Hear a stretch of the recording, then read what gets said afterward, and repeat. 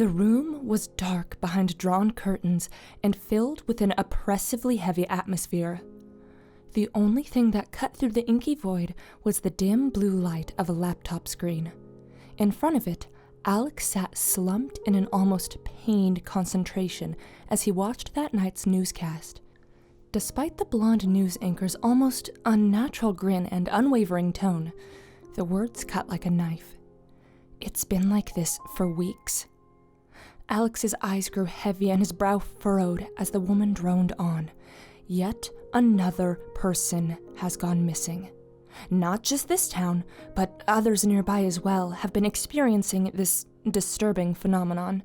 For the past few months, there have been a string of people seemingly wandering into the forest at night and vanishing without a trace. Authorities have not been able to find any logical explanation, and though foul play can't fully be ruled out, every case has simply been a dead end, leaving them utterly baffled. Strangely, the vanishings seem to happen in a sort of pattern. People would start vanishing from one town for a while, maybe a week or two at a time. Then, as suddenly as it had started, it would cease. But then a town or two over, it would pick up where it had left off. The news anchor finished her piece and ended with a plea for viewers to remain wary of the forest as dusk fell, at least until the police could figure out what was drawing people in. Alex closed his laptop with a snap, snuffing out the little light left in the room and washing him in total darkness. Tears threatened his stinging eyes before finally breaching and spilling down his hot cheeks. In despair, he curled his head down into his hands and sniffled hard for a moment. The guilt had been building in his chest for nearly 2 days and finally hit its breaking point. 2 days. 48 hours. Time was running out. They always say that the first 72 hours are the most critical time in finding a missing person, and here Alex sat, watching the minutes tick away. It was infuriating that seemingly nothing could be done. Person after person vanishing without a trace, leaving nothing behind. Alex was furious with the police for hardly lifting a finger in the search for Ellie, but he was even angrier with himself. He couldn't help but repeat the gnawing thought in his mind over and over. If it weren't for you, she'd still be here. For a moment, his mind flashed back to that fateful incident. He and Ellie had been chatting by the edge of the nearby forest as he made his way home from his after-school job.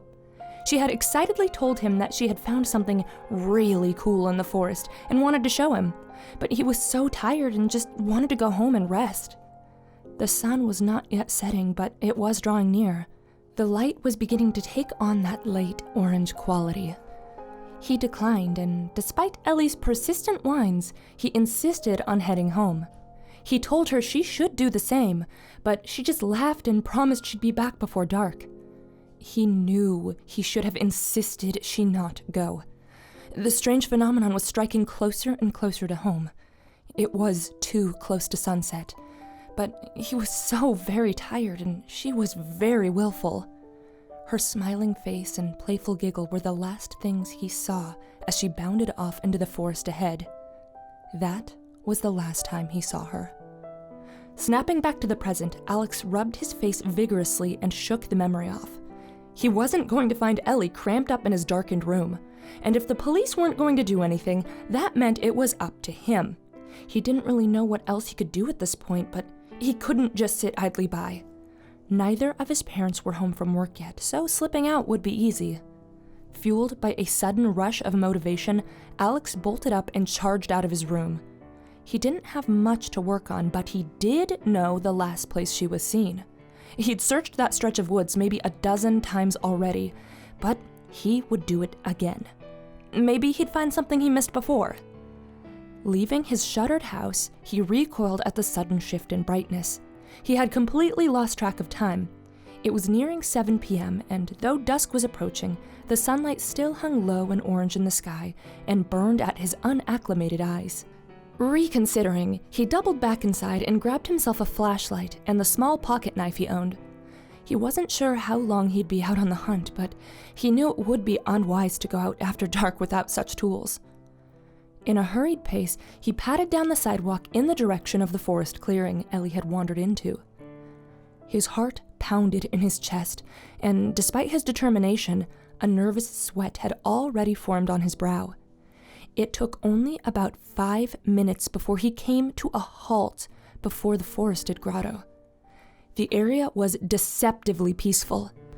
A few birds sang their final songs in the reddening orange light, and the branches blew gracefully in a soft breeze. If he had not known for a fact that something dangerous was lurking within, he never would have believed it. In fact, even then, Alex was starting to feel ridiculous. What the hell was he doing there? How did he expect to find anything out here if the entire police force hadn't? But not a moment after the thought crossed his mind, the sharp snapping of a twig caught his attention. Jerking his gaze upwards, he felt goosebumps begin to form as the hairs raised on his arms. Just seconds ago, he had been completely alone out here. But now, a short way into the forest, right where it began to thicken, a pair of eyes now stared back at him. He squeezed his eyes to make sure he wasn't seeing things, and sure enough, peeking out from behind a tree a short ways ahead of him was the face of what appeared to be a clown. Alex swallowed hard. He had always found the performers particularly unnerving, but that alone wasn't what really put him off. The soft brown eyes, the perky cheeks, and the slightly crooked front tooth of the eerily smiling fool were distinct features belonging to Ellie. Of course, her chestnut hair was now a bright neon pink, and her face was concealed by sharp, colorful markings, but he was certain it was her. "Ellie? Is that you? What the hell are you doing? Do you have any idea how worried we've all been?" Alex shouted out at her, an equal mixture of anger, confusion, and relief in his voice. However, at his words, the Ellie clown simply released a giggle and zipped away, deeper into the forest and out of sight. "What the hell, Ellie? Get back here now! We have to go home!" Alex barked, immediately giving chase. But before Alex could see what happened, she was gone without a trace. He spun in circles, scanning the forest for any sign of her. He heard a distant giggle to his right, so he whipped his head in that direction, only to be met with empty wilderness. He spun around again and saw the flash of a skirt tucking behind a tree. He charged at it, but as soon as he reached the tree, again she was nowhere to be found. He grew more and more confused and frustrated, chasing after the faint giggles and every fleeting wisp of her skirt, until suddenly, it all went silent. Alex panted, out of breath from the ordeal. It was then that he realized the lack of any sound whatsoever. No wind, no crickets, nothing. And worse yet, while chasing after Ellie, the sun had completely set. This baffled him, as he was certain there were still at least 30 to 40 minutes before sundown. But it was pitch dark, and with the sudden halt in giggles and snapping twigs, it had become quiet as a grave. And what's worse, as Alex reached down to his pocket to pull out his flashlight, he found that it was no longer there. He somehow must have lost it in the wild chase, though he couldn't see how. Things were beginning to feel far too unnatural now. He pulled his cell phone from his pocket, and as if following the same bizarre rules of every other mysterious phenomenon that night, this too was now useless. He knew for a fact he had fully charged it before leaving. There was no way it should be dead by now. But it was. So there he stood, alone, in the dark, and with no way to call for help. His pulse began to rise, and he went into high alert as he realized the predicament he had just gotten himself into. Had that actually been Ellie? He thought on it a minute. Things were indeed very strange, but he'd know her face anywhere. It had to be her. He decided that the smartest course of action at this point was to take this new information to the police in the morning and let them sort it all out. After all, this may be just the kind of lead they needed to really get the case going. However, as Alex turned around to head back towards home, he realized, to his dismay, that during the chase he had become completely turned around. He had no idea where he was, and it was too dark to see much of anything. In a moment of panic, he shoved his hand in his pocket and clutched his knife tightly in his fist and scanned desperately around for any sign of the direction back towards civilization. He grew more and more distressed, whipping his head around and squeezing his eyes in hopes of seeing something, anything, when suddenly he saw it.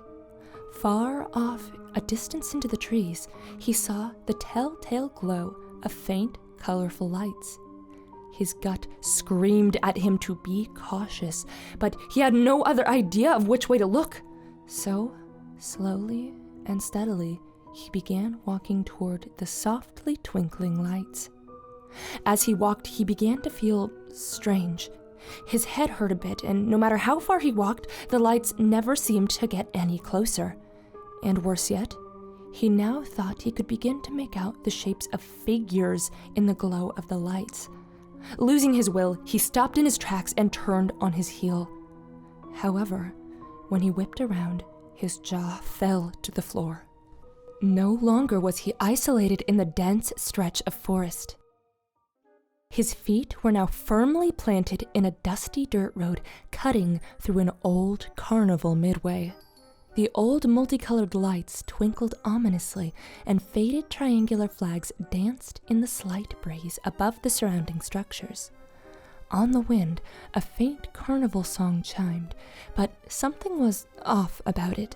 Instead of cheerful, it sounded strange and vaguely dangerous.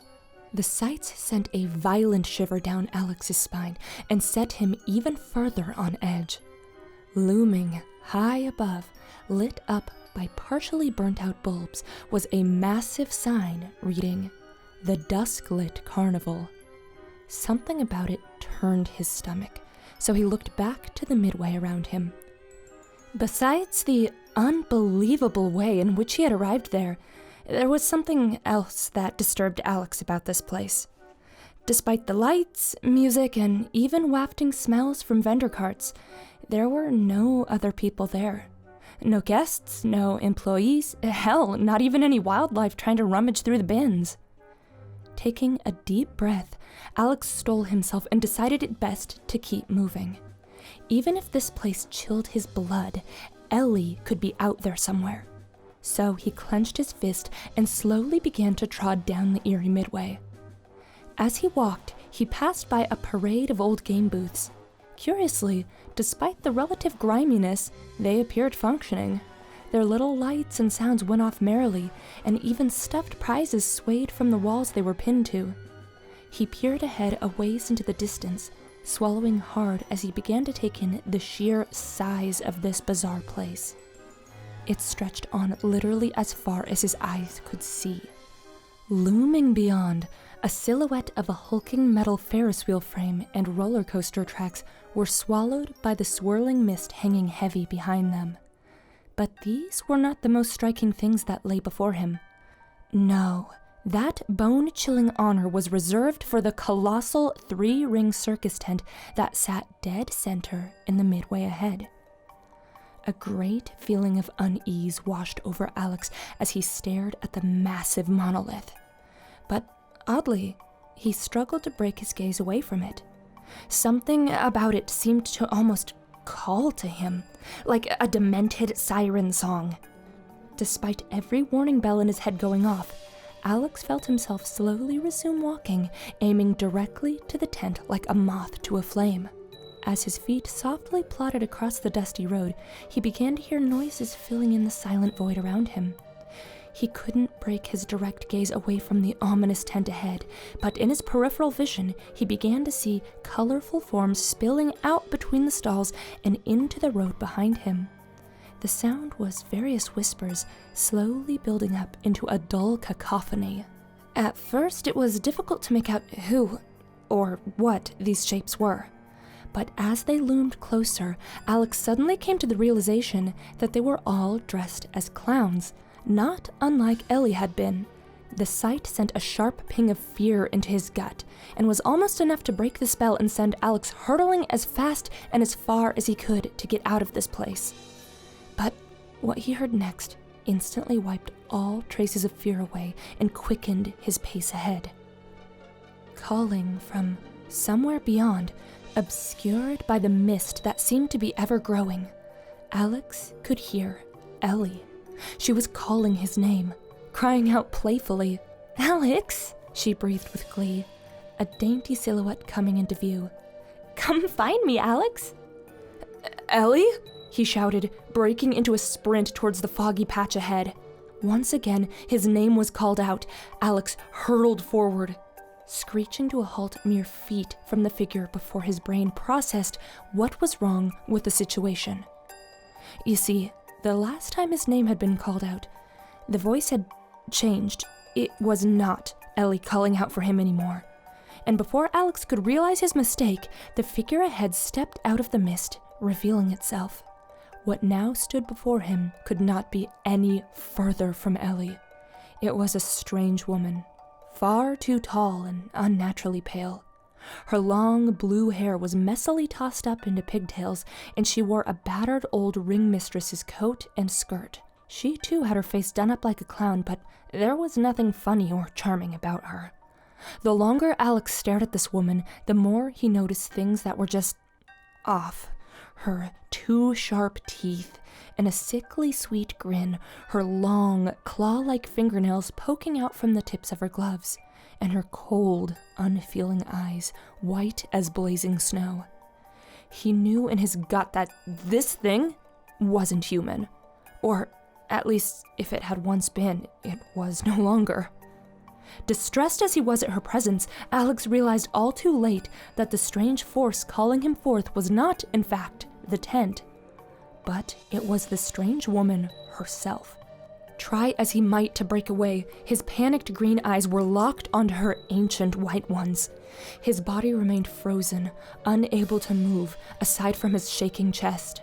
The woman's gaze bored into his soul, petrifying him. Slowly and carefully, she began to take tender steps towards Alex. With her captive audience, the strange woman began to speak. "Hello there, Alex. It's very nice to meet you. I do hope you've been enjoying my humble little show." The woman breathed sweet as honey. If her eyes were frighteningly captivating, her voice was positively hypnotic. Despite Alex's internal voices of logic screaming bloody murder in his head, he suddenly found himself in somewhat of a trance. His pounding heart slowed and his tensed shoulders began to droop lazily. And despite himself, Alex found himself nodding a nonverbal answer to the woman's question. "Good, I'm thrilled to hear that," the woman trilled. "You know, the great thing about this place is that if you want, you never have to leave." Alex's internal voice continued to scream at him, but a lazy smile began to fix itself on his face. The longer he listened to the woman, the more at ease he began to feel. The surrounding midway no longer seemed eerie, but instead, the most inviting destination he'd ever visited. Did he really want to leave? "Would you like that? To stay here with me? Me and my family?" the woman cooed. Finally, something snapped in Alex. Her family? He forcefully broke his gaze away from the woman and realized that all the while, more and more clowns had begun to gather around, drawing nearer. Their faces, too, weren't right. Some far too long, some with features far too large, and even a few whose eyes refracted light like a cat in the dark. Processing the impending danger, Alex quickly took the moment to bolt. Dodging the nearing clowns and dashing to the left of the strange woman, Alex ran for the flap of the side tent, hoping to lose his pursuers backstage. He tore through the slim opening and hurtled into the tent beyond. It was then that he realized he had made a grave mistake. He nearly flew out of control, skidding on something slick on the floor into the total darkness ahead. Steadying himself, he nearly choked at the overwhelming smell of blood and rot. With a faint sizzle, the room was suddenly awash with ominous red light. It was then that he could truly take in the horror of what lay around him. A grim cornucopia of body parts hung on suspended meat hooks, entrails cast about like party streamers. The slick substance he had slipped on was blood that had dripped off of them. Worse yet was the pile of pale figures back in the corner. If they were indeed what he suspected them to be, Alex was fairly certain he had figured out the mystery of where so many of the missing persons had ended up. Another pair of cat-like eyes blinked back light at him from the other side of the room. Stepping into the light was another clown, her hair long and white, and a grisly smile slashed into her cheeks. She smiled wickedly at him, her features seeming to contort, growing more animalistic and feral. She licked her chops greedily and began to take slow, stalking steps towards Alex. His heart skipped a beat when he saw the glint of something sharp and metallic in her grasp. He readied to turn on his heel once more, but before he could, he heard a sharp voice calling out directly behind him, nearly causing him to start. Just what do you think you're doing?